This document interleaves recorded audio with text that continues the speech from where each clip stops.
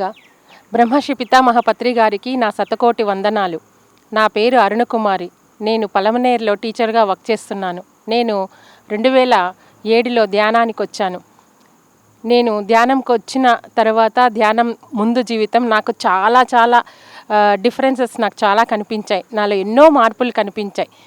నాకు శారీరకంగాను మానసికంగాను ఎన్నో మార్పులు వచ్చాయి. ఆరోగ్యరీత్యా నేను మంచిగా ఆరోగ్యాన్ని నేను పొందాను. ధ్యానంకి వచ్చిన తర్వాత నాకు అలర్జీ వచ్చింది. అలర్జీని నేను 41 రోజులు కంటిన్యూగా 5 అవర్స్ ధ్యానం చేయడం వల్ల నాకు ధ్యానంలో ఆ యొక్క ఆరోగ్యాన్ని పొందానన్నమాట. అంటే ధ్యానం ద్వారా ఆరోగ్యం వస్తుందని నేను తెలుసుకొని అందరికీ ధ్యానాన్ని నేను ప్రచారం చేస్తూ వచ్చేదాన్ని.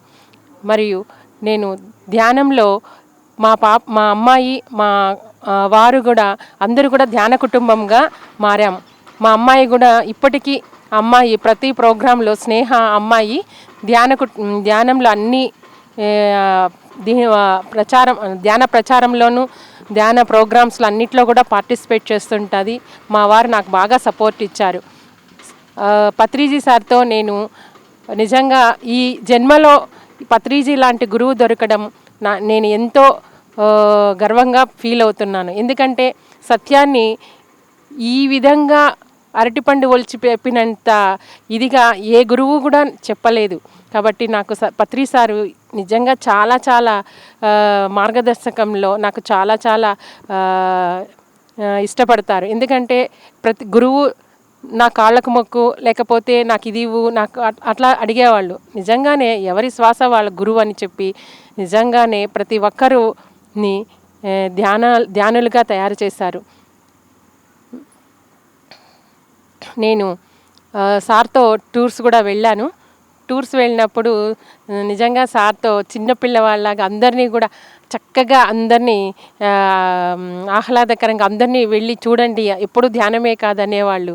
నిజంగా నాకు అన్నీ కూడా ఇంకా పత్రి సార్ గురించి చెప్పాలంటే ఆయన ఒక ప్రాక్టికల్ అజెండా లాగా చెప్పచ్చు. ఎందుకంటే ఆయన అన్నీ కూడా తను చేసి అందరికీ చూపించేవాళ్ళు. నిజంగా ఏ మాస్టర్ కూడా ఎవ్వరు కూడా ఈ విధంగా నేను భూమి మీద ఎవరిని చూడలేదు. అన్నీ పిరమిడ్ సొసైటీకి వచ్చిన తర్వాతే నిజమైన ఆధ్యాత్మికత ఏంటో నేను తెలుసుకోగలిగాను.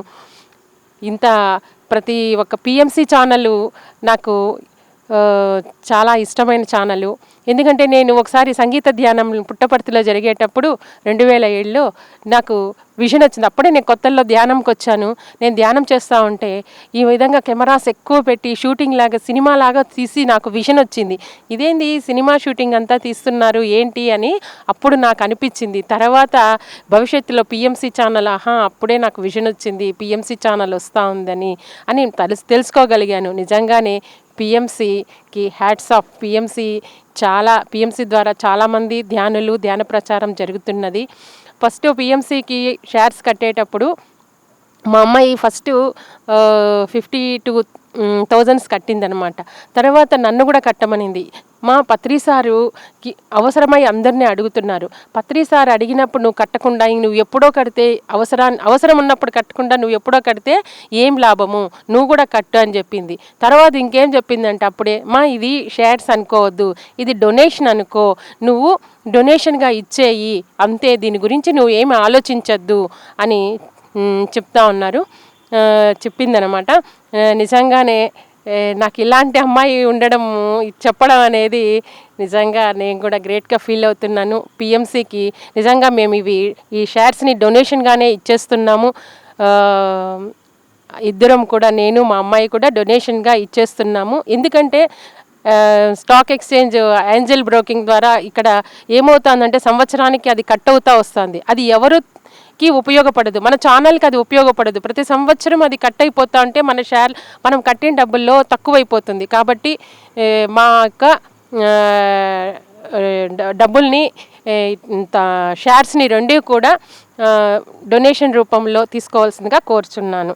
Thank you for PMC channel. పిఎంసిలో నిజంగా అసలు ప్రతి ప్రోగ్రాము ఎంత చక్కగా మనకు టెలికాస్ట్ చేస్తున్నారంటే సత్యదర్శనంలో ప్రకృతి ఉమామహేష్ సార్ అయితేమి, మామూలుగా అనుభవాలు అయితేమి, సత్యదర్శనం అయితేమి నిజంగా చాలా చాలా బాగున్నాయి. ముఖ్యంగా ఏమంటే ఈ పిఎంసి ద్వారా ముఖ్యంగా నేను చెప్పదలిచిందంటే నా యొక్క ఫీలింగ్, ఇన్నర్ ఫీలింగ్ ఏమంటే పత్రి సార్ ఎక్కడో లేరు, మనతోనే ఉండారు అనేటువంటి ఫీలింగ్. నిజంగానే బాధే లేదనమాట. పత్రి సార్ లేరు అనే ఒక అపోహ అనేది మనకున్నట్లు అది లేదనమాట.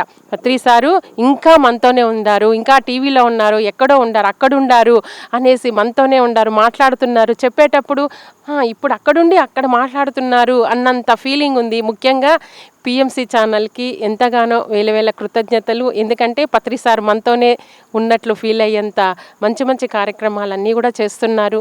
దీనివల్ల చాలామంది కూడా ధ్యానులు కాగలుగుతున్నారు. నిజంగానే వీళ్ళు చేసే కృషికి థ్యాంక్స్ చెప్తున్నాను.